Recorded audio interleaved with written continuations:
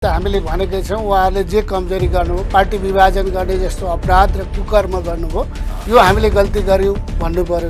भविष्यमा यो गल्ती दोहोऱ्याउने छैनौँ भन्ने कुरा पनि उहाँहरूले स्वीकार्नु पर्यो। त्यति भएपछि उहाँहरू हाम्रो पार्टीभित्र जहिले पनि स्वागत छ, उहाँहरू आउन सक्नुहुन्छ।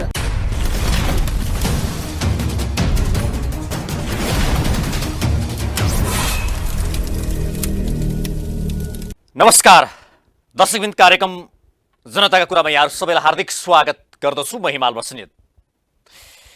आज हामी छलफल गर्दैछौँ नेकपा एमालेका नेता घनश्याम पाण्डेसँग। स्थानीय तहको निर्वाचनको सरगर्मी बढिरहेको छ। यो बीचमा चीनका विदेश मन्त्रीको नेपाल भ्रमण र नेपालका नेताहरूको चीन भ्रमण भइरहेको छ। विशेषतः चीनका विदेश मन्त्री नेपाल भ्रमणमा आएकै दिन नेकपा माओवादीका नेताको चीन भ्रमण भयो र नेकपा एमालेका नेता को पनि त्योभन्दा अगाडि चीन भ्रमण भयो।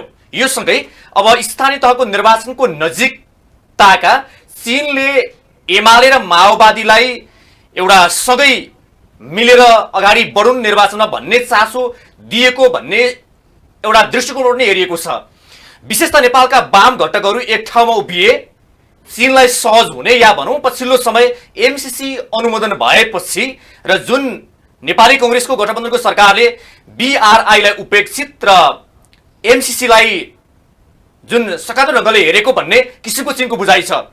जुन यो सन्दर्भमा के नेकपा एमाले र माओवादीको एकता सम्भव छ या भनौँ समीकरण सम्भव छ त, या नेकपा एमालेको अब स्थानीय तहको निर्वाचनका विषयमा एजेन्डा कार्यक्रम के छन् त? हिजो नेकपा एमाले जुन स्थानीय तहको निर्वाचन भनौँ या निर्वाचनताका गरेको घोषणाहरू कति पुरा गर्यो त, या जनता सामु गरेका प्रतिबद्धताहरू कति पुरा भए त? जनताले नेकपा एमालेलाई मत के भनेर दिने र नेकपा एमालेलाई मत हाल्दै गर्दा जनताले एमाले पार्टीले यो गर्यो भन्ने आधारहरू के छन् त? आज हामी यावत विषयमा छलफल गर्छौँ। आउनुहोस् उहाँलाई कार्यक्रममा हार्दिक स्वागत गरौँ। स्वागत छ कार्यक्रममा। धन्यवाद छ। अब मैले छलफल प्रारम्भ गरेँ जुन पछिल्लो समय चीन र नेपालका नेताहरूको बीचको एक किसिमको भेटवार्ता बाक्लिएको छ। चीनका विदेश मन्त्री नेपाल आएकै दिन नेपालका नेताहरू पनि चीन गएको, त्योभन्दा अगाडि नेकपा एमालेका उपाध्यक्ष विष्णु पौडेल पनि चीन भ्रमण जानुभएको थियो। अब के नेकपा एमाले र माओवादीको एकता गराउनको लागि चीनले भूमिका खेलेको र त्यो सम्भव हुन्छ भन्ने एउटा दृष्टिकोण हेरेको छ कि यो सत्य हो? अब यस्तो लाग्छ, मलाई लाग्छ के भने नेपाल दुई ठुला छिमेकीहरूका बीचमा छ। नेपालको परराष्ट्र नीति भनेको पञ्चशीलताका आधारमा दुवै छिमेकी मुलुकलाई बराबरी एउटा सार्वभौम देशका हिसाबले हेर्छ। नेकपा एमालेको दृष्टिकोण यसमा स्पष्ट छ। हामी कुनै देशलाई नजिक र कुनै देशलाई टाढा बनाउँदैनौँ। दुवै हाम्रा छिमेकी हुन्। हामी दुवै छिमेकी मुलुकका विरुद्धमा नेपालको भूमि प्रयोग गर्न दिँदैनौँ र हामी दुवै छिमेकीलाई नेपालको हितमा सहकार्य गर्न तयार छौँ भन्ने कुरा चाहिँ नेकपा एमालेको दृष्टिकोण हो। त्यस हिसाबले नेकपा एमालेको तर्फबाट चिनिया र भारतीय सरकारमा रहेका राजनीतिक दलहरू र त्यहाँका जनता र त्यहाँका बौद्धिक र राजनीतिक दलसँग सम्बन्ध हुनु स्वाभाविकै हो। यो सम्बन्धलाई नेपालको सन्दर्भमा वाम गठबन्धनसँग जोडिएर हेरिएको छ।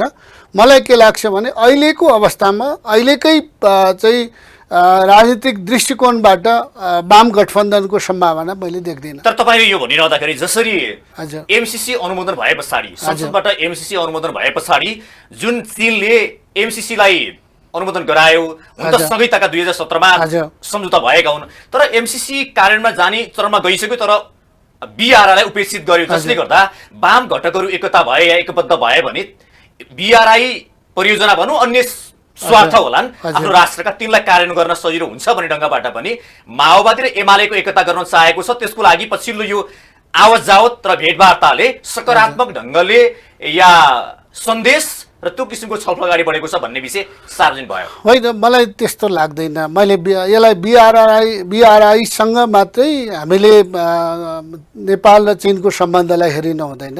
नेपाल र चीनको सम्बन्ध ऐतिहासिक छ, सांस्कृतिक रूपमा र लामो राजनीतिक, आर्थिक र सामाजिक सम्बन्धका हिसाबले छ। बीआरआईको सुरुवात गरेको त्यसको चाहिँ एउटा अभियन्ताको हिसाबले चीनले नेपालसँग के अपेक्षा राख्छ र नेपालले चीनसँग के अपेक्षा राख्छ भन्ने दुई विषयमा संवाद हुनु स्वाभाविकै छ, त्यो आवश्यक छ। अघि तपाईँले जुन दुईटा कुरालाई जोड्नुभयो, एमसिसी र बिआरआईको कुरा गर्दाखेरि यो दुईटै विषयमा कहीँ न कहीँ अहिले गठबन्धनमा रहेका सरकारहरू, खास गरेर पार्टीहरू, नेपाली काङ्ग्रेस, नेकपा माओवादी केन्द्र, विभाजित भए पनि माधव नेपाल र प्रतिपक्षमा रहेको नेकपा एमाले यो दुईटै प्रक्रियासँग कहीँ न कहीँ सम्बद्ध छन्, सहभागिता छन्। साथै जस्तो बिआरआई र एमसिसी को चपेटामा भनौँ, त्यो भू राजनीति चपेटामा नेपाल परेको हो भन्ने कुरा त सत्य हो नि। यसलाई त्यसरी नलिउँ होला। यसलाई के भने नेपालको सार्वभौम राष्ट्रका हिसाबले हामीले विदेशी सहयोग लिँदाखेरि हाम्रा दृष्टिकोणहरू सार्वजनिक र सशक्त रूपमा राख्नुपर्छ। जसरी अहिले पछिल्लो समयमा खास गरेर बिआरआईसँग नेपालको चासो भनेको हामी ऋणमा चाहिँ नि लिँदैनौँ, हामीलाई अनुदानमा तपाईँहरू सहयोग गर्नुहोस् भन्ने कुरा आएको छ। यसलाई अस्वाभाविक रूपमा मान्न हुँदैन, यसलाई स्वाभाविकै रूपमा लिएर हामीले हाम्रो आवश्यकता अनुसार कस्तो परियोजनालाई ऋणमा लिने, कस्तो परियोजनालाई अनुदानमा लिने भन्ने कुरा चाहिँ नेपालको आफ्नो हित विषयलाई हेरेर कुरा गरिनुपर्छ। तर एउटा विषय कस्तो भने गठबन्धनको विषयमा कुराकानी गर्दा वाम घटकहरू एक हुनुपर्छ भन्ने सवालमा योभन्दा अघिल्लो पटक पनि एमाले र माओवादीको एकता पनि साँच्चै भन्यो भने कार्यकर्ता पङ्क्तिको कुरा नगरौँ, नेतृत्व तहलाई मिलाइदिने काम पनि छिमेकी राष्ट्र भनौँ या अन्य शक्तिले गरेका थिए र त्यो त्यही ढङ्गले टुट्यो। अहिले पनि चाह्यो भने चीनले चाह्यो भने एकता हुन सक्छ या चाहिँ समीकरण हुन सक्छ। नेपालका माओवादी र एमाले पार्टीको नेताहरूको बुत्तामा चाहिँ एकता छैन भन्छन्, यो त सत्य हो? त्यस्तो होइन। यो के हो भने चिनियाहरूको चाहिँ मनोविज्ञान हेर्नुहुन्छ भने नेपाललाई उनीहरूले एउटा असल छिमेकीका रूपमा हेर्न चाहन्छन् र सहयोग गर्न चाहन्छन्। त्यो लामो राजनीतिक इतिहासका रूपमा हेर्ने हो भने पञ्चायतदेखि राजादेखि सरकारमा सत्तामा रहेका र भोलि सत्तामा जाने कुनै पनि राजनीतिक दलसँग उनीहरू सम्बन्ध टाढा राख्न चाहँदैनन्। त्यसैले त्यो स्वाभाविकै रूपमा भोलि नेकपा एमाले यो मुलुकको शासन सत्ता सञ्चालन गर्ने देशको सबभन्दा ठुलो पार्टी भएको कारणले नेकपा एमाले प्रति उनीहरूको भरोसा हुनु, आशा हुनु स्वाभाविकै हो। तर सँगसँगै उनीहरूले अहिले अहिले जुन सत्तामा रहेका राजनीतिक दलहरू छन्, नेपाली काङ्ग्रेस, नेकपा माओवादी केन्द्र, समाजवादी दलसँग पनि उनीहरूले त्यही रूपमा सम्बन्ध राखेर आफ्ना कामहरू व्यवहारहरू अघि बढाउँछन्। त्यसैले दुवैतिर बराबरी अथवा चाहिँ मित्रवत सम्बन्ध राख्दा कतै नेपालका राजनीतिक दलहरूलाई मिलाउन खोजिएको हो कि भन्ने कुरा जहाँसम्म छ, मलाई के लाग्छ भने मैले चीनमा धेरैचोटि भ्रमण पनि गरेको छु, राजनीतिक रूपमा पनि मैले त्यहाँका केही नेताहरूसँग छलफल पनि गरेको छु। त्यसो गर्दा के देखिन्छ भने उनीहरू पार्टी मिलाउने भन्दा पनि देशलाई बलियो सम्बन्ध बनाउने कुरामा बढी चाहिँ नि उनीहरूको ध्यान देखिन्छ। त्यो तपाईँले भनिहाल्नुभयो। मैले सोध्न अझ खोजेको चाहिँ कहाँ छ भने अहिलेको सरकारले, अहिलेको यो गठबन्धनको सरकारले एमसिसी र बिआरआईलाई समान ढङ्गले अगाडि बढाउने सन्दर्भमा चाहिँ समान ढङ्गले हेरेको देखिन्छ त? अब यसमा जति यो विदेश मन्त्रीको, चिनिया विदेश मन्त्रीको भ्रमणका बेलामा जे कुरा बाहिर आएको छ, मैले भित्री रूपमा दस्तावेजहरूको अध्ययन गर्न पाएको छैन। बाहिरी रूपमा हेर्दाखेरि नेपाल सरकारको तर्फबाट चिनिया सरकारलाई गएको सन्देश के हो भने हामी ऋणमा सहभागी हुन चाहँदैनौँ, हामीलाई अनुदानमा सहयोग गर्नुपर्छ भनेर एउटा मनोवैज्ञानिक दबाब सिर्जना गरेको चाहिँ देखिन्छ। तर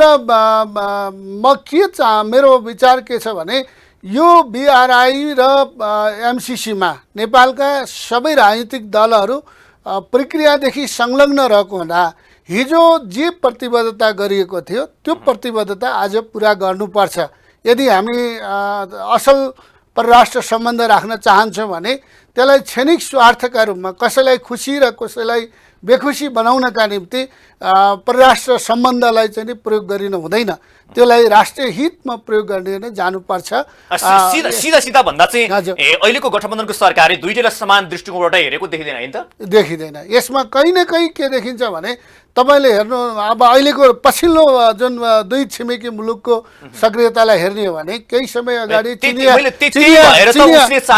एमसिसीलाई जस्तै बिआरआईलाई अगाडि बढाउने एउटा चाहिँ उसको फेभरको, उसको चाहिँ भनेको मान्ने किसिमको सरकार बनोस्, त्यो चाहिँ फेरि कम्युनिस्टबाट हुन्छ भन्ने त्यस्तो अपेक्षा पनि राख्नु होइन। स्वाभाविक होला उसको फेरि। कम्युनिस्ट पार्टीको सरकार आउँदैमा मान्छ भन्ने त हुँदैन। मैले अघि पनि भने नेकपा एमालेको दृष्टिकोण के हो भने हामी दुई छिमेकी मुलुक र संसारका सबै राष्ट्रहरूलाई समान रूपमा हामीले चाहिँ नि हेर्छौँ। हाम्रो असंलग्नता चाहिँ हाम्रो विश्वास हो परराष्ट्र नीतिमा, र हामी नेपालको सार्वभौम सत्तालाई मध्यनजर गरेर एउटा स्वाभिमान राष्ट्रका हिसाबले संसारभरि चाहिँ नि हाम्रो सम्बन्ध विस्तार गर्न चाहन्छौँ। र विशेष सम्बन्धको हिसाबले छिमेकी मुलुक भारत र चीन हाम्रा छिमेकी भएको हुँदा दुवै छिमेकी मुलुकको अहित हुने काम हामी गर्दैनौँ र दुवै मुलुकलाई नेपालको भूमिबाट हामीले असल सम्बन्ध विकास गर्नका लागि मद्दत गर्छौँ भन्ने कुरा भएको हुनाले नेकपा एमालेको यसमा कहीँ दुविधा छैन। जहाँसम्म पछिल्लो गतिविधि हेर्नुहुन्छ भने चिनिया विदेश मन्त्री नेपाल आएर चाहिँ फर्किसक्नु भएको छ भने केही दिनमै प्रधानमन्त्री चाहिँ भारत भ्रमणमा जाँदै हुनुहुन्छ। यसले कहीँ न कहीँ दुवै मुलुकहरूका बिचमा सङ्ख्या उपसङ्ख्या अथवा चाहिँ बेनिफिट अफ डाउट भन्छ, त्यो बेनिफिट अफ डाउटमा खेल्न खोजेको हो कि भनेर पनि विश्लेषण गर्न सकिन्छ। भनेको मतलब जस्तो चिनिया विदेश मन्त्रीको नेपाल भ्रमण भयो या चाहिँ कम्युनिस्ट पार्टीका नेताहरूको आदान प्रदान भेटघाट भयो, लगत्तै नेपालका प्रधानमन्त्रीको भारत भ्रमणलाई शङ्काको रूपमा हेर्ने? अब यसलाई शङ्काको रूपमा नहेरौँ, यो एउटा तिथिमिति जोडेको पनि हुनसक्छ, तर त्यहाँ गएर के कुरा गरिन्छ त्यो चाहिँ महत्त्वपूर्ण हुन्छ। त्यहाँ गएर नेपाल सरकारको तर्फबाट प्रधानमन्त्री शेरबहादुर देउवाले भारतीय समकक्षी प्रधानमन्त्रीसँग कुरा गर्दा उहाँले चाहिँ कालापानी लिपुलेको भूमि फिर्ताको कुरा गर्नुहुन्छ कि गर्नुहुन्न, नेपाल र भारतका बिचमा लामो समयदेखि रहेका विवादहरू समाधानको कुरा उठाउनुहुन्छ कि उठाउनुहुन्न, नेपाल र भारतको विज्ञ समूहले तयार गरेको प्रतिवेदनका विषयमा नेपाल सरकारको के पोजिसन हुन्छ त्यो कुरा उठ्छ कि उठ्दैन भन्ने आधारबाट चाहिँ नि प्रधानमन्त्री शेरबहादुर देउवाको भ्रमणलाई चाहिँ नि मूल्याङ्कन गर्नुपर्छ।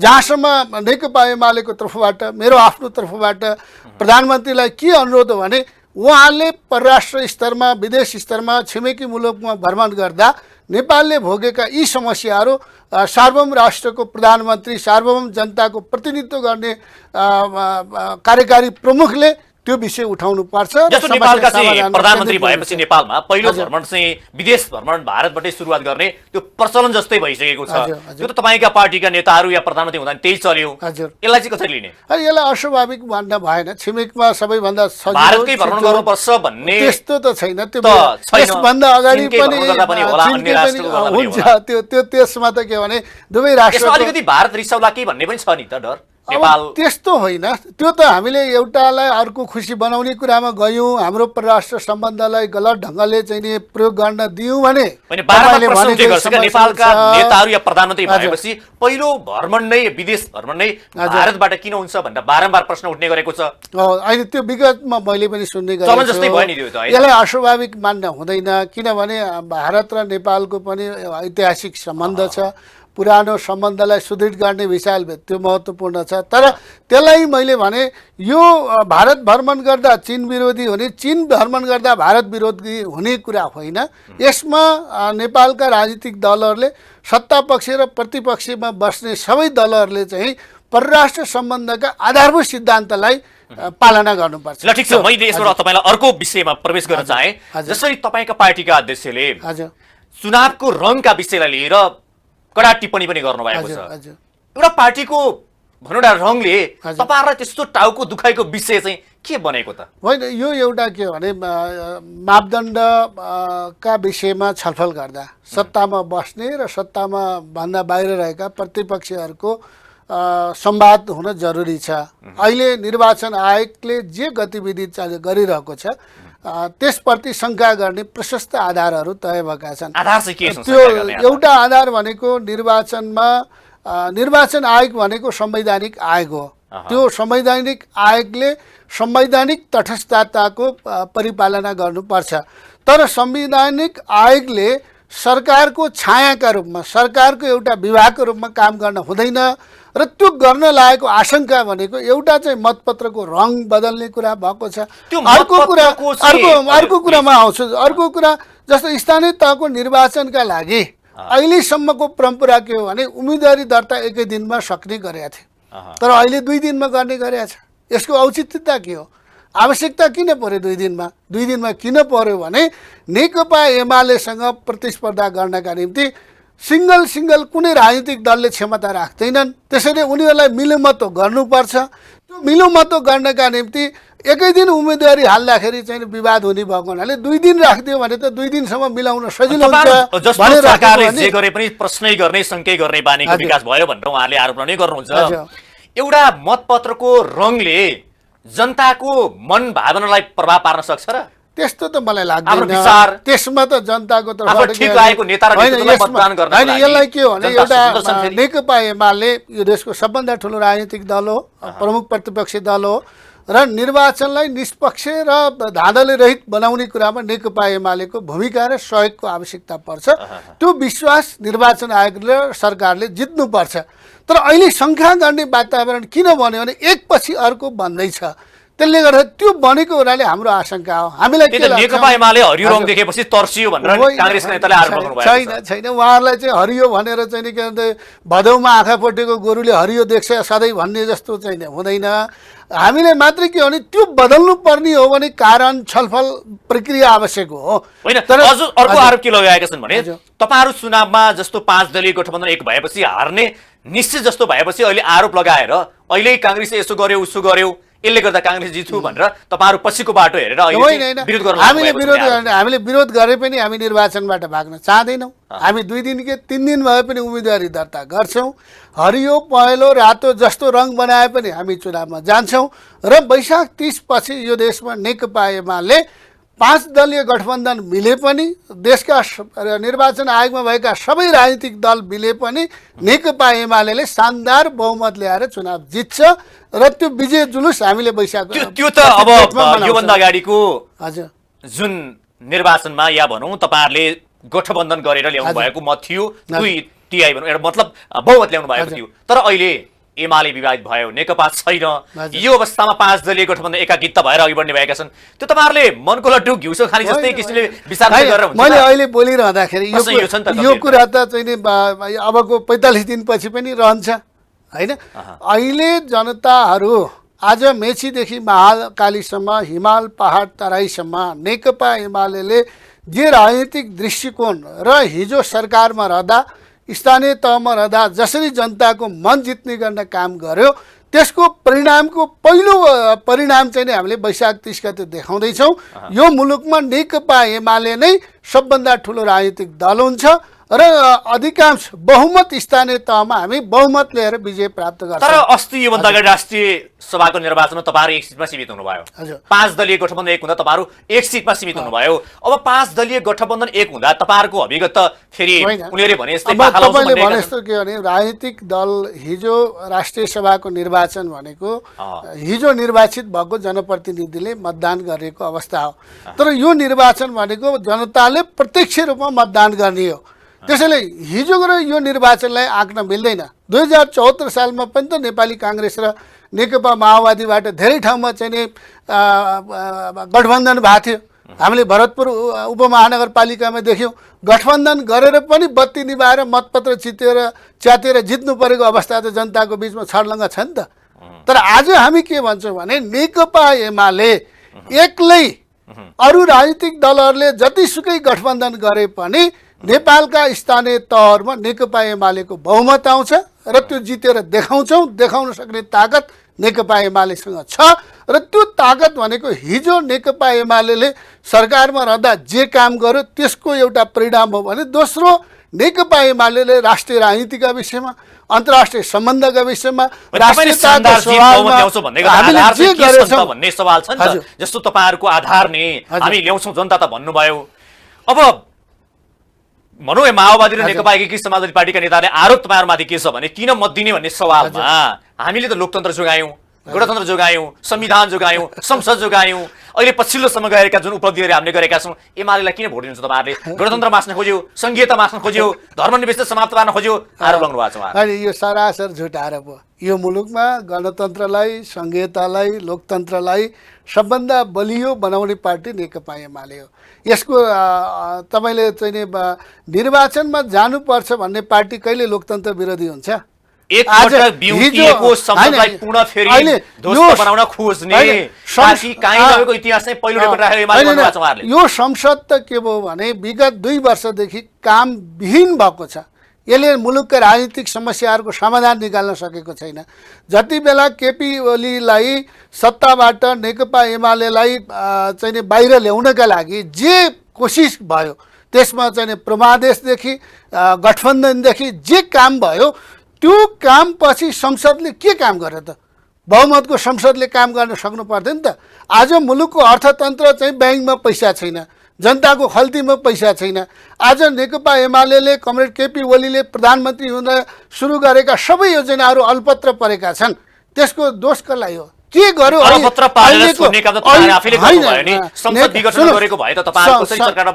संसद विघटन गरे पनि त प्रमादेशबाट भए पनि त पुनर्स्थापित भयो। त्यो पुनर्स्थापित संसदमा भएका दलहरूको बहुमत भएर यो सरकार चले होला। बहुमत प्राप्त सरकारले संसदलाई चलाउन सक्ने भएपछि त चलाउनु पर्थ्यो नि त। आज मुलुकमा वैदेशिक व्यापारका लागि शोधान्तर स्थिति अब हामी अन्तिम रूपमा छौँ। आज मुलुक टाटा पल्टिने अवस्थामा छ। पछिल्लो समय भएका कार्यहरूको बारेमा सधैँ छ, तर संसदमा नभएको अधिकार प्रयोग गरेर संविधान या संसदलाई मास्न खोज्ने एमाले प्रति जनताले किन विश्वास गर्ने भन्ने उहाँहरूको आरोप तपाईलाई जनतालाई के छ भने सांसद प्रति भन्दा पनि लोकतन्त्र प्रति माया छ। त्यो लोकतन्त्र भनेको निर्वाचन हो। त्यो निर्वाचन 2 वर्ष अघि भएको भए पनि 1 वर्ष अघि भएको भए पनि र अब वैशाख 30 मा हुने निर्वाचन र त्यसपछि हुने सबै निर्वाचनमा जनतालाई के विश्वास छैन? यो मुलुकको समृद्धि ल्याउने, विकास ल्याउने, सामाजिक सुरक्षा गर्ने, राष्ट्रियताको जगेर्ना गर्ने पार्टी नेकपा एमाले हो। त्यसको अध्यक्ष कमरेड केपी ओलीको नेतृत्वमा यो मुलुकलाई अघि बढाउन सकिन्छ भन्ने विश्वास आम जनतामा छ र त्यो भोलि परिणामले देखाउँछ। त्यसैले लोकतन्त्र भनेको संसद जगाउनु होइन, त्यो कामविहीन झगडा गरिरहने निष्कर्षमा नपुग्ने संसद होइन। तपाईहरुले अगाडि पनि संसदलाई विघटन गर्नुभयो, बाहिर आइसकेपछि पछिमा हुँदा पनि तपाईहरुले संसदलाई चल्नै नदिने, जसरी संसदलाई तपाईहरुले पंगु बनाउन खोज्नुभयो भन्ने आरोप छ। त्यसमा तपाईहरुले जुन अपेक्षा गर्नुभयो पुरा गर्नुभयो, तर जनताको भावना बाहिर गरेर गर्नुभयो। नेकपा एमाले प्रतिपक्षी दल भएको हिसाबले जो स्वाभाविक रूपले यसले सदन र सडकबाट जनताको कुरा बोल्नुपर्छ। जनताको कुरा भनेको निर्वाचन हो, समृद्धि हो, राष्ट्रियताको जगेर्ना हो। यो नेकपा एमालेको एजेन्डा हो। त्यसैले हामी संघीयतालाई बलियो बनाउने, लोकतन्त्रलाई सुदृढ बनाउने र जनताको जीविकोपार्जन सुधार र समृद्ध नेपाल बनाउने एजेन्डा नेकपा एमालेले मात्रै गर्न सक्छ। चुनावको हजुर अब चुनावको चाहिँ तयारी तपाईहरु अगाडि बढ्दै हुनुहुन्छ। तपाईले पनि कयौं पटक चाहिँ अब चुनावका विषयलाई भाषण पनि गरिसक्नु भयो।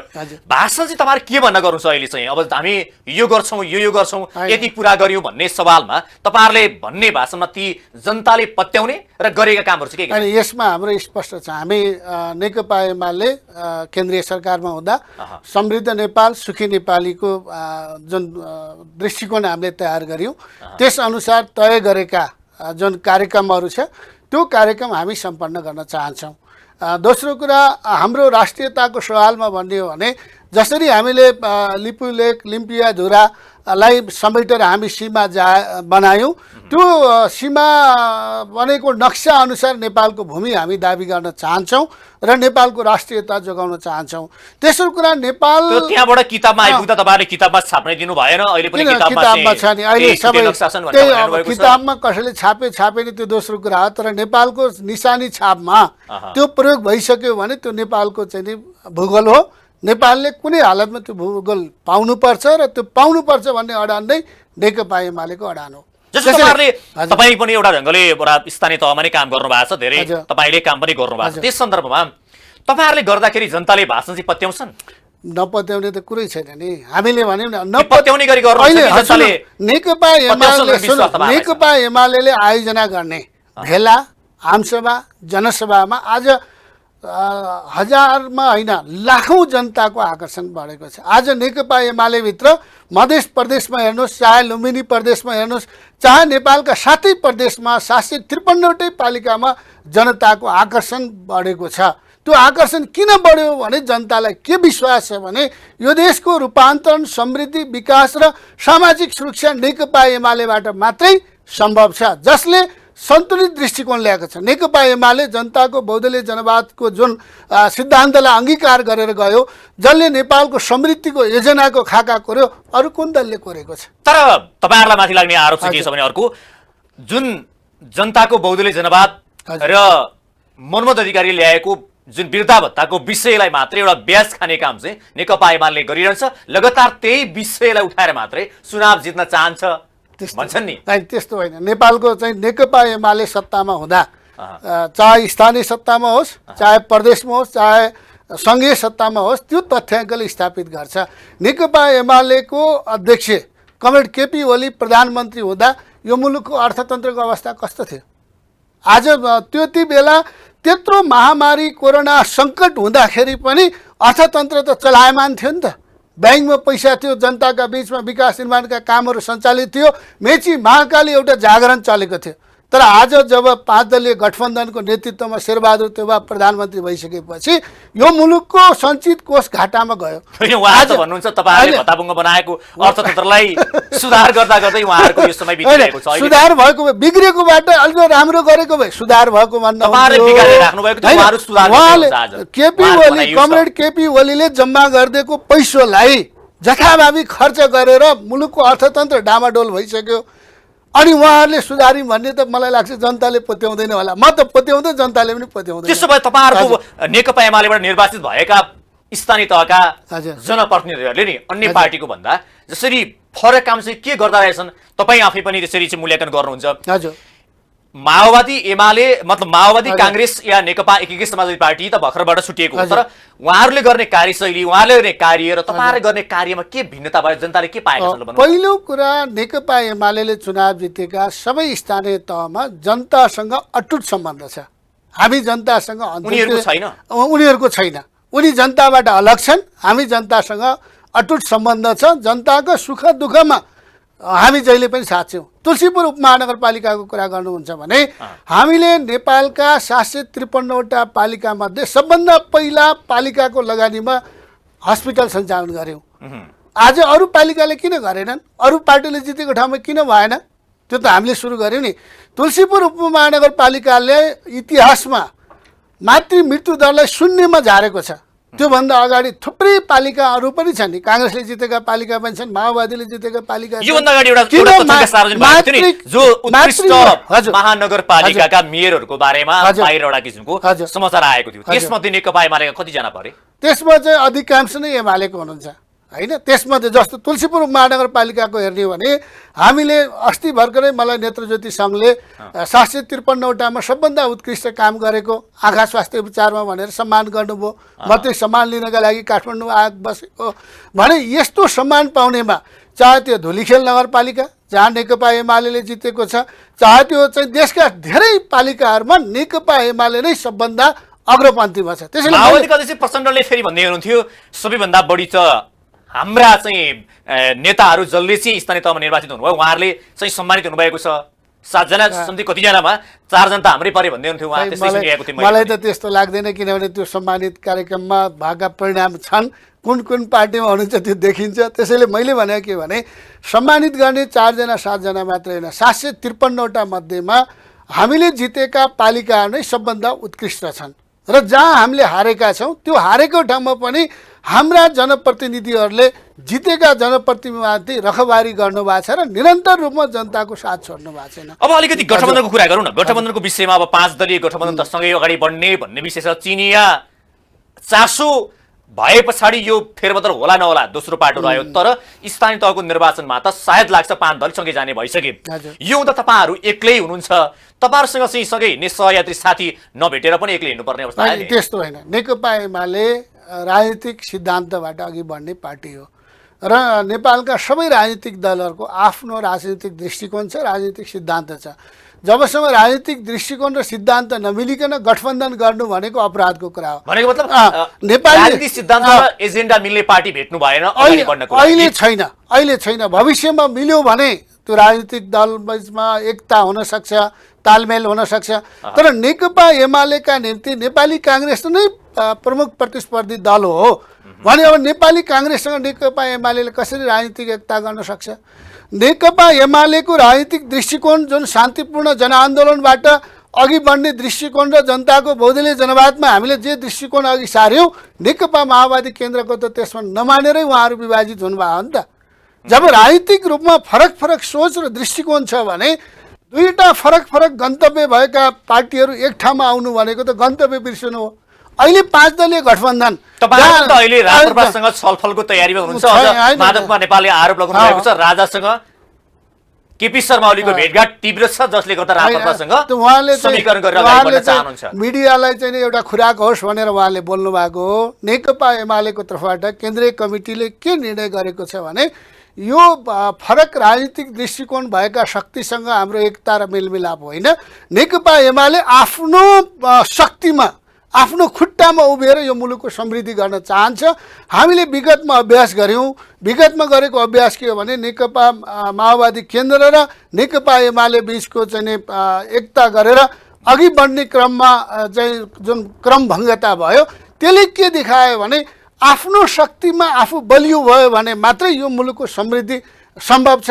त्यसकारण नेकपा एमाले बलियो हुनु नै यो देशको समृद्धि छ। एउटा सिधा प्रश्न तपाईहरुसँग चाहिँ जसरी 5 दलीय गठबन्धन अगाडि बढ्ने भनिसके तपाईहरुसँग चाहिँ सहयात्रा गर्नको लागि विचार र एजेन्डा मिल्ने पार्टी नभएर कि तपाईहरु साँच्चै 5 दलीय गठबन्धनलाई हामी एक्लो चाहिँ परास्त गर्ने हैसियत हामीसँग राख्छौं भनेर गठबन्धन गर्न भएको? पहिलो कुरा त नेकपा एमालेको दृष्टिकोणसँग असहमत हुनेसँग हाम्रो एकता हुँदैन र त्यस कारणले हामी 5 दलीय गठबन्धनसँग हाम्रो एकता सम्भव छैन। समझदारी गरेर झापामा त हैन। दोस्रो कुरा हामीले अहिले के भने हामीले 5 दलसँग गठबन्धन गर्नै पर्दैन नि। 5 दलसँग भएका 5 दल भनिन भए अन्य पार्टीसँग भएका दलका तपाईहरुलाई परास्त गर्न लागिसक्यो। हैन, राजनीतिक दलहरू परास्त गर्न लागे पनि ती दलमा भएका सांसदहरू, ती दलमा भएका मेयरहरू, ती दलमा भएका उपमेयरहरू, वडा अध्यक्षहरू, अध्यक्षहरू, सदस्यहरू नै हामी अब यो गठबन्धनमा लाग्दैनौँ। हामीले चाहिँ नि यो राजनीतिक दल विचारहरू यिनीहरूले परित्याग गरे हामी नेकपा एमालेमा आउँछौँ भनेर त आज सयौँ चाहिँ नि नेता कार्यकर्ताहरू त एमालेमा आइरहनु भएको छ नि त। र एमाले भनेको चाहिँ हामी सबैलाई नेकपा एमालेको नीति विचार दृष्टिकोण मानेर आउने, जुनसुकै पार्टीमा भए पनि जुनसुकैतिर लागेको भए पनि एमालेको नीति विचार सिद्धान्तलाई मानेर आउनेका निम्ति ढोका खुल्ला छ। त्यसो भए हैन, तपाईहरुको पार्टीमा जसरी विवाद भएर पछाडि आएपछि प्रचण्ड र माधव कुमार नेपालले के कुरा चाहिँ सच्याउनु भयो भने तपाईहरु उहाँहरुलाई स्वागत गर्न तयार हुनुहुन्छ त? अनि उहाँहरूको बोली वचन र व्यवहारमा एकरूपता हुनु पर्यो र उहाँहरूले भन्ने कुरा के हो भने जनयुद्धको सिद्धान्त र माओवादीसँग के अरे काङ्ग्रेसले गरेको एकता कहाँनिर मिल्छ, तालमेल मिल्छ कहीँ? हिजो नेपाली काङ्ग्रेससँग नेकपा समाजवादीका अध्यक्षले गरेको त्यो 15 वर्षको लडाईँको एकता कहाँनिर मिल्छ? उहाँहरूको त कहीँ मिल्दैन। जुन दिनमा प्रचण्ड र माधव नेपाल र उहाँको पार्टीहरूले जनताको बहुदलीय जनवादलाई नेपालको समाजवाद उन्मुख अर्थतन्त्र निर्माणको आधार मान्नु आउनुहुन्छ त्यो दिन उहाँहरूसँग एकता हुन्छ।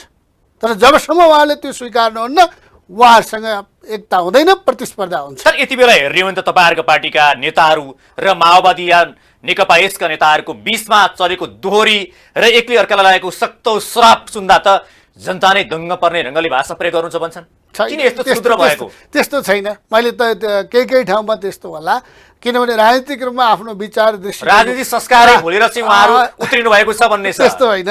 उहाँहरूलाई राजनीतिक किन नेपालको संविधानले हरेक नागरिकलाई आफ्नो राजनीतिक दल छनौट गर्न, आफ्नो विचार अनुसार काम गर्नका लागि छुट दिएको छ। तर जनताको मूल्याङ्कन, चुनाव भनेको जनताले राजनीतिक दलको मूल्याङ्कन गर्ने बेला हो। सहजै पचाउन सक्ने भइसक्नु भयो होइन? उहाँहरूले के भन्नुहुन्छ, कसैले चाहिँ गाली गरेर कोहीलाई चाहिँ घाटा र नाफा हुँदैन। हामी त उहाँहरूको गालीसँग कुनै हाम्रो सम्बन्ध पनि छैन। उहाँहरू एक किसिमले भन्ने हो भने विक्षिप्त भएको अवस्था हो। भाषा तपाईले सुन्नु भएको छ? होइन, उहाँहरूले चलाउने कुरा त के भने राम्रो गर्न नसक्नेको कुरा के भने उल्टो भने त नराम्रो मात्रै आउने हो। नेकपा एमाले यो मुलुकको समृद्धि, विकास र जनताको जीविकोपार्जन सुधारमा केन्द्रित छ। तर उहाँहरू चाहिँ भएको कुरालाई भत्काउन केन्द्रित हुनुहुन्छ। अनि आरोप पनि के छ भने नेपालका कम्युनिस्ट पार्टीहरूको सिद्धान्त विचार सिद्धिएछ, अब एजेन्डा सिद्धिएछ, मात्र एकले अर्कालाई पखालेर मात्रै चुनाव जितिन्छ भन्ने त्यो ध्येय चाहिँ स्थापित भएको छ भन्ने आरोप छ। नेकपा एमालेको 10औं राष्ट्रिय महाधिवेशनलाई स्पष्ट रूपमा राजनीतिक कार्यदिशा अघि सारेको छ। हामी स्पष्ट पनि छौँ, पारदर्शी ढङ्गले पनि राखेका छौँ। हामी समाजवाद उन्मुख राष्ट्र निर्माणका निम्ति अहिले यो मुलुकमा नेकपा एमालेको तर्फबाट अघि सारेको विषय के हो भने यो मुलुकलाई नेपालको संविधान अनुसार समाजवादी राष्ट्र निर्माणका लागि अघि बढ्ने हो भने अब यो चाहिँ के भन्दाखेरि असारे च्याउ जस्तो छिरपिट्यान चाहिँ दलहरू भएर यो मुलुक अघि बढ्दैन। अब मूलत यो मुलुकका राजनीतिक दलहरू एक ठाउँमा ध्रुवीकृत हुने र सङ्गठित हुने क्रम जारी हुन्छ। त्यो भनेको यो मुलुक अब क्रमशः दुई दलीय गठबन्धनतिर जान्छ। त्यो दुई दलीय गठबन्धनतिर को नेतृत्व एकातिर नेपाली काङ्ग्रेसले गर्छ, एकातिर नेकपा एमाले गर्छ। नेपाली काङ्ग्रेसले पुँजीवादको विकास गरेर पुँजीपतिको हितलाई मध्यनजर गरेर यो मुलुकलाई हाँक्नेहरू नेपाली काङ्ग्रेसको नेतृत्वमा जान्छ। हैन, आज त तपाईहरु पनि पुँजीपतिको हातमा हुनुहुन्छ, पुँजीपतिको एजेन्डा लिएर हिँड्छ भन्ने आरोप छ तपाईहरुलाई। अर्को शक्ति भने नेकपा एमाले जसले चाहिँ पुँजीको निर्माण गरेर राष्ट्रिय पुँजीको विकास गरेर समाजमा रहेका श्रमजीवी, मजदुर, गरिब, विपन्न, आदिवासी जनजातिहरूको चाहिँ उत्थान गर्दै समाजवादमा अघि बढ्ने पार्टी त्यही त समाजवाद भन्नुहुन्छ। तर आरोप के छ भने तपाईहरुले भन्ने समाजवाद, नेकपा एमालेले भन्ने समाजवादको नारा त अझ सबै पार्टीले लगाइरहेका छन्। कांग्रेसको पनि समाजवाद, अहिले नेकपा समाजवादी पार्टी त नेकपा एकीकृत समाजवादी त पार्टीको नामै समाजवादी भइसक्यो। तपाईहरु पनि समाजवादी, माओवादी पनि समाजवादी। वास्तवमा हुन चाहिँ तपाईहरुको त्यो बाहिरबाट छुट्टै छुट्टै रङले छोप्नु भएको छ, भित्र हेर्दाखेरि एउटै चीज छ। होइन, त्यस्तो होइन। नेपाली काङ्ग्रेसको स्पष्ट रूपमा उहाँहरू दलाल पुँजीपति वर्गको हितमा काम गर्छ र नेकपा एमाले राष्ट्रिय पुँजीको निर्माण गर्ने, राष्ट्रिय पुँजी को विकास गर्नका लागि यहाँका किसान, मजदुर, श्रमजीवी, उद्यमशीलहरूको चाहिँ विकास गर्ने कुरामा नेकपा एमालेको अडान छ। त्यसैले अबको दुई धार भनेको नेपाली काङ्ग्रेस र नेकपा एमाले मूलधारका पार्टी हुन्छन् र यिनीहरूको फरक फरक नेतृत्व के हो भने एउटाले पुँजीवाद जो विश्वको खुला उदारवाद, विश्वको चाहिँ एक किसिमले चाहिँ छाडा पुँजीवादलाई चाहिँ उसले अघि बोकेर हिँडेको छ। नेकपा एमाले समाजवादको निर्माणको आधार राष्ट्रिय पुँजीको विकास गर्ने, श्रमजीवी जनताको हितमा काम गर्ने, राष्ट्रिय अर्थतन्त्रको विकास गर्ने र त्यसमा जनताहरूलाई गोलबन्द गर्ने कुरा नै नेकपा एमालेको एजेन्डा त्यही विषयको कुरा गर्दा म यही नै पार्टीले नि जस्तो भन्नु तपाईले भन्दै गर्दाखेरि 3.5 वर्षको कार्यकाल त पर्याप्त पनि होला। या चाहिँ 9 महिनाको सरकार त धेरै चले हामी कहाँ। 5 वर्षको कार्यकाल पूरा गर्न सकेको कुनै पनि सरकार छैन नेपालमा, जसले गर्दा साँच्चै तपाईले भने अनुसार राष्ट्रिय पुँजीको विकास गर्ने, गरिब, निमुखा या जुन ढङ्गले तपाईले अहिले भनेका शब्दहरू छन् यी पूरा गर्नको लागि 3.5 वर्ष त पर्याप्त या केही रूपमा हुन्थ्यो। तर 3.5 वर्षमा त केही नै भएन, भएको पनि भत्ताभङ्ग भयो भन्छ नि त। त्यस्तो होइन। मैले भने 3.5 वर्षमा नेपालको समग्र अर्थतन्त्र र विकासको सूचाङ्कहरूमा आमूल परिवर्तन भएको छ। मैले भने नि तुलसीपुर उपमहानगरपालिकामा मात्रै हामीले मैले देशैभरिको भन्छु नि, गरिबीको सूचाङ्क घट्यो, हामीले त्यसलाई बढायौँ। हामीले मातृ मृत्यु दरलाई घटायौँ, बाल मृत्यु दरलाई घटायौँ। नेपालले अन्तर्राष्ट्रिय रूपमा प्रतिबद्धता गरेको दिगो विकास लक्ष्यमा असाथित हामीले उपलब्धि प्राप्त गरेका छौँ। नेकपा एमाले सत्तामा जानुभन्दा पहिले नेपाल अल्पविकसित राष्ट्रको सूचीमा थियो। 3.5 वर्षमा कम्तीमा अब हामी विकासशील राष्ट्रमा जान्छौँ भनेर हामीले चाहिँ अघि बढायौँ। त्यो कुरा आज सूचाङ्कले प्राप्त गर्यो भने 3.5 वर्षको बिचमा जे मुलुकले एउटा अर्थतन्त्रको गोरेटो तयार गर्यो, समाजवादका निम्ति आधार तयार गर्यो, निर्माणको जुन संरचनाहरू तयार गर्यो, त्यो त ऐतिहासिक छ नि। किन नेपाली काङ्ग्रेस र गठबन्धनको सरकारले यो नेकपा एमाले मात्रै गरेको त होइन, त्यसमा माओवादीको पनि त एकता थियो। त्यो त समग्रमा चाहिँ भन्नु पर्यो। अब एकता थिएन, उहाँहरूको झगडा थियो, नेकपा एमाले माथि दबाब थियो, तर नेकपा एमाले नेतृत्व गरे। काम गर्नको लागि दबाब थियो, काम गर्नुस् भनेर दबाब उहाँले दिनुभयो, तपाईहरु काम गर्न चाहनु भएन भने उहाँले आरोप लगाउनुहुन्छ। त्यो विश्लेषण म यो तपाईहरुको विषयमा राखिदिन्छु। यो स्वतन्त्र समीक्षा होस्। हामीले नेकपा एमालेको तर्फबाट हाम्रो दाबी के हो भने यो मुलुकको राष्ट्रियता जोगाउने विषयमा कुनै प्रधानमन्त्री थिएन जसले मेरो घुमेको भूभागलाई म नक्सामा बनाएर छाप्छु भन्ने आँट कसैले गरेको थियो? हिजो प्रचण्डले किन नगरेको? हिजो शेरबहादुरले किन नगरेको? हिजो माधव नेपालले किन नगरेको? कमरेड केपी ओली नेकपा एमालेको अध्यक्षले त्यो आँट गर्नुभयो। आज सारा नेपाली जनताले उहाँप्रति स्याल्युट गरेका छन्। त्यो त आँट हो नि त, त्यो हिम्मत हो नि राष्ट्रियताको सवालमा। त्यो भनेको नेकपा एमालेको राजनीतिक दृष्टिकोण र राजनीतिक जग नै अहिलेको समृद्धिको आधार र राष्ट्रियताको आधार हो। त्यसैले नेकपा प्रचण्डले एमाले बारम्बार भन्ने गरेको विषय चाहिँ के हुने, जसरी एकता भयो, मैले केपी शर्मा ओलीलाई चाहिँ एउटा देशभक्त या राम्रो छविको नेताको रूपमा देखेको थिएँ, एकता गरेँ, उहाँ त बेइमान हुँदो रहेछ भन्ने त तपाईँले शब्द कन्ठै पाइसक्नु भयो होला। बेइमान हुँदो रहेछ, फटाहा हुँदो रहेछ बारम्बार भन्नुहुन्छ। होइन, कमरेड प्रचण्डको त्याग र समर्पणको म सम्मान गर्छु। उहाँले नेपाली राजनीतिमा कम्युनिस्ट पार्टीलाई जसरी सङ्गठित गर्नुभयो, नेपालको एउटा अवस्थाबाट उहाँले नेतृत्व गर्नुभयो, त्यो चाहिँ उहाँको राम्रो काम म मान्छु होइन। तर उहाँको सुधार गर्नुपर्ने पक्ष के हो भने उहाँ ब्रेकफास्ट खाँदा बिहानमा एउटा बोल्नुहुन्छ, एयरपोर्टमा गएर काठमाडौँ एयरपोर्टमा एउटा कुरा बोल्नुहुन्छ, अनि भरतपुर चितवनमा झऱ्यो भने अर्को कुरा बोल्नुहुन्छ र बेलुका चाहिँ अर्को कुरा बोल्नुहुन्छ। त्यसैले उहाँको बोलीको ठेगान छैन। त्यो मैले मात्रै भनेको नि, नेपाली जनताको उहाँप्रतिको मूल्याङ्कन छ। त्यसैले कमरेड प्रचण्डलाई मैले के भन्न चाहन्छु भने उहाँले यो मुलुकको समृद्धि र विकासका लागि हो भने उहाँले बोल्नु भएको छ नि त, काङ्ग्रेसले गठबन्धनबाट हामीलाई हटायो भने त एमाले छँदैछ नि भन्नुभएको छ कि एमाले ढरिया थापेर बसिआएर उहाँको लागि पार्टीका अध्यक्षलाई भेट्न जानुभयो नि एमसिसिताका, हजुर तर तपाईँहरूले चाहिँ अलि उपेक्षित गर्नु उपेक्षित होइन, उहाँको व्यवहार र शैलीले नेकपा एमालेको नेतृत्व र नेकपा एमालेमा एमाले चाहिँ नि उहाँप्रति शङ्का ल्याएको छ। उहाँहरू सबैभन्दा यो देशको अहिलेको राजनीतिक चाहिँ नि सरगर्मीमा सबभन्दा बढी सङ्कटमा कोही छ भने नेकपा माओवादी केन्द्र पार्टी र नेकपा समाजवादी छ, र उहाँहरूका नेता कमरेड प्रचण्ड र कमरेड माधव नेपालले सबभन्दा बढी सङ्कटमा हुनुहुन्छ।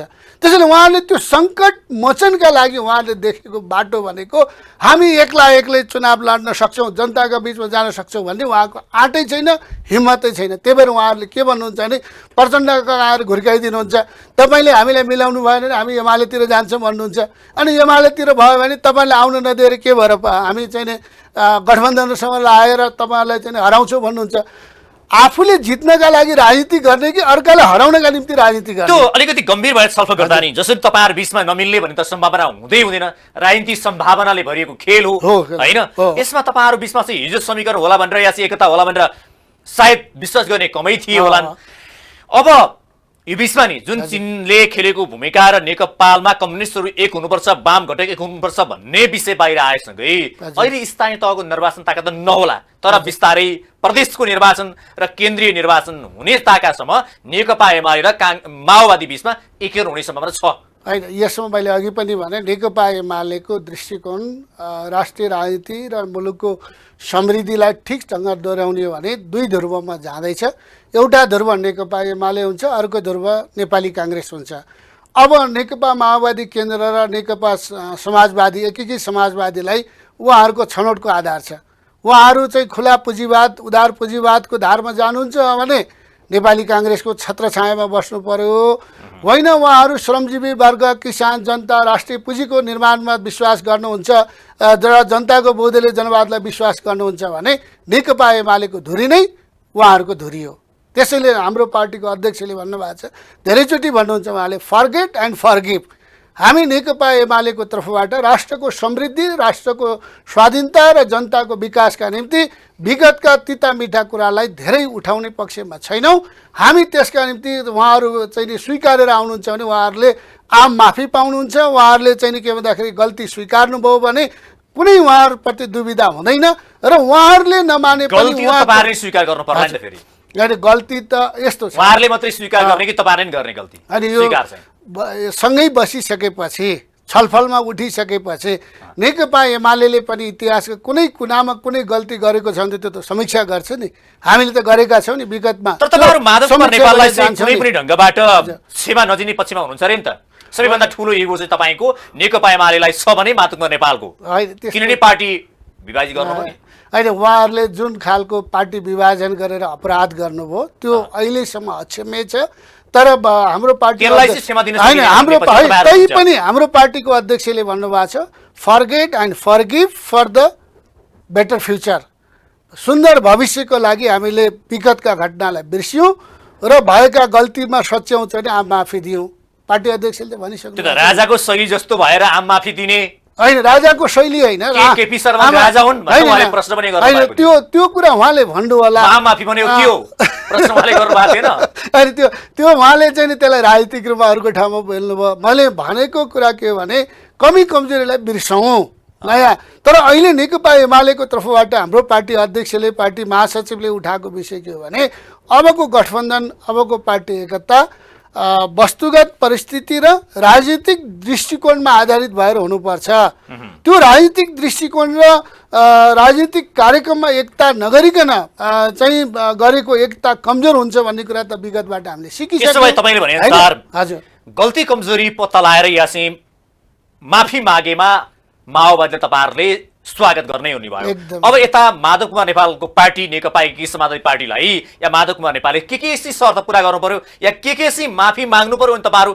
ढोका खुल्ला भनेर स्वागत गर्न या फुलमाल लिएर बस्नु हैन उहाँहरुलाई त हामीले भनेकै छौं उहाँहरुले जे कमजोरी गर्नुभयो पार्टी विभाजन गर्ने जस्तो अपराध र कुकर्म गर्नुभयो यो हामीले गल्ती गर्यौं भन्नु पर्यो दोस्रो कुरा नेकपा एमालेले अघि सारेको जनताको बहुदलीय जनवाद र समाजवाद उन्मुख कार्यक्रम जुन हामीले तय गरेका छौं त्यो हामी मान्छौं भन्नु पर्यो तेस्रो कुरा अब भविष्यमा यो गल्ती दोहोर्याउने छैनौं भन्ने कुरा पनि उहाँहरूले स्वीकार्नु पर्यो त्यति भएपछि उहाँहरू हाम्रो पार्टीभित्र जहिले पनि स्वागत छ उहाँहरू आउन सक्नुहुन्छ र हाम्रो पार्टी अध्यक्षले र पार्टीको केन्द्रीय कमिटीले दोस्रो र तेस्रो केन्द्रीय कमिटीले निर्णय पनि गरेको छ हामी नेकपा एमालेका निम्ति नीति विचार र कार्यक्रममा विश्वास गरेर आउने सबैलाई हाम्रो ढोका खुल्ला छ हामीले पार्टी प्रवेशको अभियान पनि चलेको छ केही दिन अगाडि पार्टी अध्यक्ष केपी शर्मा ओलीले पूर्व माननीयहरू पूर्व अहिलेका मेयरहरूलाई हाम्रो पार्टीमा प्रवेश गराउनु भयो यो देशव्यापी रूपमा चलेको छ त्यसैले हामी नेकपा एमाले के भने साँगुरो घेराभित्र बसेर साँगुरो घेराभित्र चाहिँ दुई चार जनाको बीचमा रमाउने पार्टी होइन नेकपा एमाले आम जनताका बीचमा जनताको माया र जनताको भरोसामा अघि बढ्ने पार्टी अब यसमा जस्तो अर्को विषय के छ भने अब एमसीसी अनुमोदन गर्ने विषयमा नेकपा एमालेले संसदमा अघिल्लो सरकार हुँदै पेश गरेकै हो त्यसमा चाहिँ तपाईहरुले कांग्रेससँग झन्डै हात मिलाइ पनि सक्नु भएको थियो बीचमा आएर प्रचण्डले र माधव नेपालले तपाईहरुको हातलाई जुटाउन दिनु भएन यसले गर्दाखेरि अब एमसीसी पारित गर्ने चाहिँ यो राष्ट्रघाती काम भयो भनेर जनताले विरोध अहिले पनि गरिरहेका छन् भलै त्यसमा भोलि हेर्दै जाउँला कालान्तरमा के कस्तो होला तर तपाईहरु जनता सामु गएर के भन्नुहुन्छ हाम्रो कारणले भयो या हाम्रो कारणले भएन या गलत भयो या सही भयो के भन्नुहुन्छ जनता अनि यसमा हाम्रो स्पष्ट छ हामी नेपाली कांग्रेस अथवा चाहिँ गठबन्धन सरकारमा रहेर सदनमा एउटा कुरा गर्ने सडकमा एउटा कुरा गर्ने पार्टी होइन तपाईहरु पार्टीले अझ दुई जिब्रा हामी